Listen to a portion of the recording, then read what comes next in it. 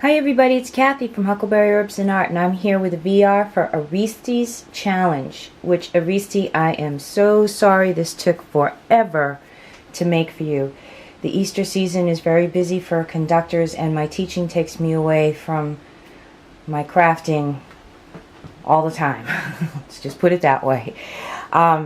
So this is probably not going to make it to you on time for your deadline, but I don't mind. Don't worry about it. I know it took like 3 weeks for what you had sent me from Greece to America and to New England area, so don't worry. I will probably have it in the mail tomorrow or Wednesday, the 21st or 2nd at the latest, because I do have a card I want to make as well. I thought I would show just the box that I've altered for you right now, and I'll send this off, and not worry please about making the deadline. I don't want you to hold anything up for me, but I did want to be able to send you something. So first I'll just mention some of the items that I used that are from my own store. And I used the Delicate Asters Heartfelt Creations paper pad, which I'm going to have a separate video. It's an old collection, not really old, but it's an older collection from them that I just love. And if you are a purple person, you're going to love that pad as well. I also used their the Heartfelt Creations Butterfly Medley dies. Just love it because you can have this cluster and these, and bang, a whole bunch of hearts just pop out. My Heartfelt Creations items are on my Zibbit store, and I hold Etsy just for my handmade items, where you can also get some of the laces I use. So these laces are in my Etsy store. Okay, so Aristi, look at this purple, and there's that beautiful aster. I just love this with the white fence going all through it, the beautiful tones of green, and I have covered the entire box. And this was a candy box that my husband gave me for Valentine's Day, so it is not perfect in shape. I really like the way the gray tones of the butterflies in this collection match in with these purples, and every so often a nice pop of the aster. Very pretty, and like I said, especially if you're a purple person, you will love this paper. And I'm sure plenty of you know the Delicate Asters collection paper. I did line the bottom with some of the paper that has more of a wood grain to it with these little olive green scrolls.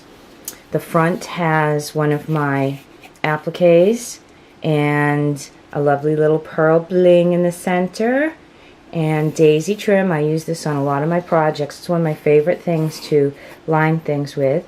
I also have this darker rose to purple. It's an interesting color. I like it very much, from Suafua, and I have a little haul video coming up with some things from Suafua and some other shops. Never done one before, so that's an interesting thing. Wild Orchid Craft roses throughout, so the two opposing corners have these little clusters.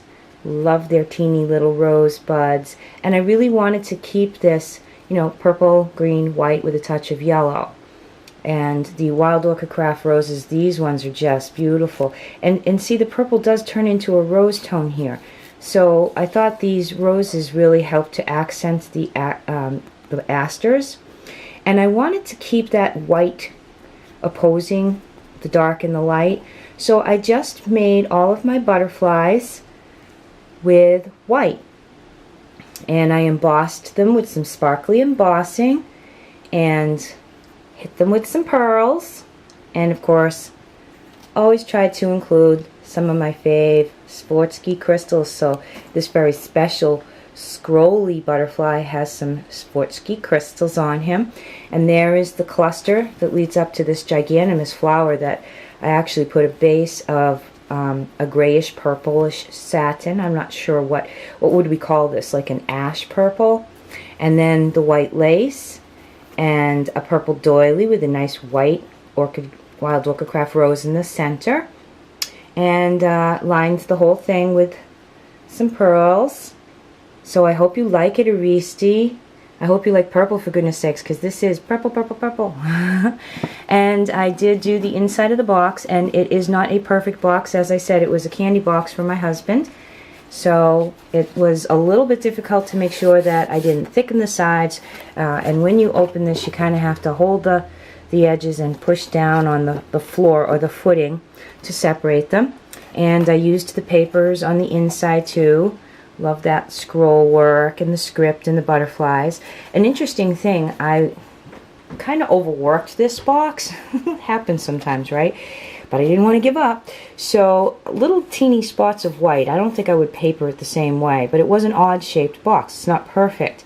It's not like I went to A.C. Moore or Michael's and bought a perfectly shaped box to alter. So there were some sizing issues and things. And I had gessoed the whole thing ahead of time, and the white in the corners was driving me crazy. I hate unfinished items, and I didn't do this with every single spot, but I really did want to cover those up, and I had a little bit of trouble. Maybe you can see it in here where it was a little bit too much white for my comfort zone showing through, so I hit it with some, acrylic paint that I tried to match up to the purples, and you can maybe see along the edge where I did that. So, for those of you that worry about doing perfect things, I'm not going to give up on something like this because there's a little white, and I just took a little paintbrush and covered the corners, and if I didn't mention it, you probably wouldn't have even noticed it. And there's some more of the paper on the inside. Isn't it just beautiful? I'll put a little wild orchid craft rose in the corner, and there's some of the aster buds along with the flowers. I put some pearls on the edge and inside, and on the edge and the top to seal this, because I did not go over. I used 2 different papers, and I should have maybe, but well, you know what, I actually saved on paper by just using a green ribbon. And again, I had to be very careful because this box completely covers the bottom, and you have to watch out that you're going to still be able to open it. I went along the edges with little strips and mitered the corners. And again, there's the bottom, and I'll be filling these with a few little gifts for Aristi, and I hope you like it, Aristi, and I hope it makes it there sometime in the year 2015. Goodness sake. Okay, anyway, I try. There's so many challenges that I've wanted to take part in, and I've been struggling with a little bit of viruses. The children are always so wonderful to come up and make sure that they cough and sneeze right near me. And all of the heavy workload that I've been dealing with. I happen to be home this week, and I'll probably show up a lot, and then I'll disappear again to try and make it to the end of the year. But in the meantime, I have wanted to join so many of your challenges, and I might get a couple sent in, maybe make it on time for some of them. In the meantime, this is Kathy from Huckleberry Herbs and Art, and I miss you guys, but I'm watching all your videos whenever I get a second. Till next time, Aristi, it'll be on the way in a few days. I just want to make a card and fill some goodies.